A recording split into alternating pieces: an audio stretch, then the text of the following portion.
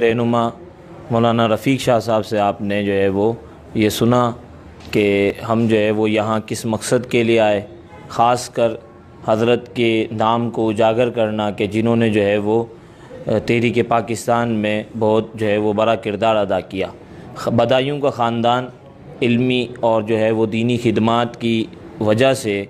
شرق و غرب میں بڑا مشہور ہے۔ یہ ان کے جد امجد علامہ شاہ فضل رسول بدایونی رحمۃ اللہ تعالیٰ علیہ کا ایک سلسلہ ہے جس نے جو ہے وہ دینی خدمات انجام دیں، چاہے وہ جو ہے وہ تدریسی میدان میں ہوں، شاہ عبد القادر بدایونی رحمۃ اللہ تعالیٰ علیہ کی جو ہے وہ صورت میں، چاہے وہ جو ہے وہ جہادی میدان میں ہوں فیض احمد بدایونی رحمۃ اللہ تعالیٰ علیہ کی صورت میں، اور چاہے وہ جو ہے وہ سیاسی میدان ہو عبدالحامد بدایونی رحمۃ اللہ تعالیٰ علیہ کی جو ہے وہ صورت میں۔ حضرت عبدالحامد بدایونی رحمۃ اللہ تعالیٰ علیہ شاہ فضل رسول قادری بدایونی کے بیٹے تاج الفہول رحمۃ اللہ تعالیٰ علیہ کے بیٹے مرید جیلانی بدایونی رحمۃ اللہ تعالیٰ علیہ، ان کے بیٹے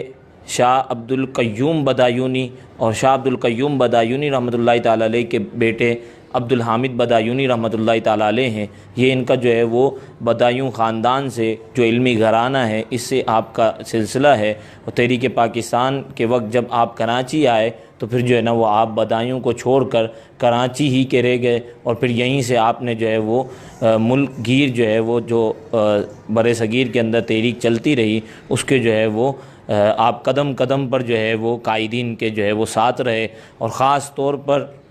فاتح سرحد سے آپ مشہور ہیں۔ اور اس کے علاوہ آپ کا جو ہے وہ ایک اور کردار ہے کہ جب جو ہے وہ حج ٹیکس کے سلسلے میں حج ٹیکس کے سلسلے میں قائد اعظم محمد علی جناح رحمۃ اللہ تعالیٰ علیہ نے جن علماء کے وفد کو سلطان بن سعود کے پاس بھیجا تھا، تو وہ جو ہے وہ ان وفد کے اندر جو دو مایہ ناز علماء تھے ان میں ایک جو ہے وہ شاہ عبدالعلیم میٹھی صدیقی رحمۃ اللہ تعالیٰ علیہ سے، اور دوسرے جو ہے وہ عبدالحامد بدایونی رحمۃ اللہ تعالیٰ علیہ تھے۔ آپ کے جو ہے وہ اس کے علاوہ پاکستان بننے کے بعد 1953 کی جب تحریک چلی ختم نبوت کی، اس میں بھی آپ نے بڑھ چڑھ کر کردار ادا کیا، اور آپ کو تقریباً جو ہے وہ 8 ماہ سے زائد جو ہے وہ قید خانے میں رکھا گیا، کیونکہ جو ہے وہ آپ جو ہے وہ سرکار علیہ الصلوۃ والسلام کی ناموس کے پہرے دار تھے، آپ اس کے لیے جد و جہد کر رہے تھے۔ تو یہ دیکھیے کہ بانیان پاکستان کے ساتھ جو ہے وہ پاکستان بننے کے بعد جو ہے وہ کس طریقے کا بے دردی کا سلوک کیا گیا کہ انہیں کتنے عرصے تک جو ہے وہ قید خانے میں رکھا گیا۔ اور آج جب ہم جو ہے وہ اس علاقے کو دیکھتے ہیں اور حضرت کے مزار پہ آنے کے بعد جو اطراف و اکناف کو دیکھتے ہیں تو یہ معلوم ہوتا ہے کہ جیسے جو ہے وہ حضرت جو ہے وہ آپ کا کوئی کردار نہیں تھا، یا ایسا محسوس ہوتا ہے کہ آپ جو ہے وہ آپ کی جو ہے وہ ذات ہے وہ جو ہے وہ بالکل جو ہے وہ فراموش کر دی گئی ہے۔ یاد رکھیے گا، بڑوں کا مقولہ ہے کہ وہ قوم تباہ اور برباد ہو جاتی ہے جو اپنے محسنوں کے احسان کو بھول جاتی ہے۔ ہمیں چاہیے کہ ہم جو ہے وہ ان کی